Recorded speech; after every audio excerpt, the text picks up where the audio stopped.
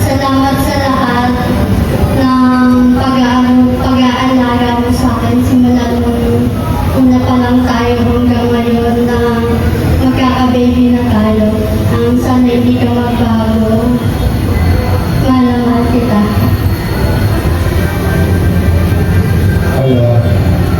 Ngayon, tatanungin na kita.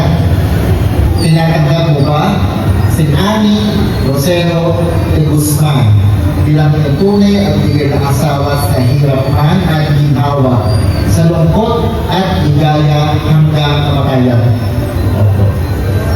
O ba upang pagsilbihan, paglingkuran si Ara bilang iyong tunay at bigay ng asawa sa hirap man at ginhawa, sa lungkot at ligaya hanggang kamatayan?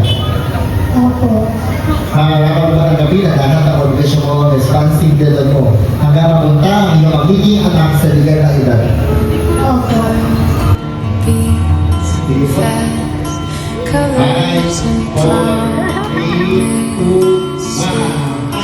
How to be brave.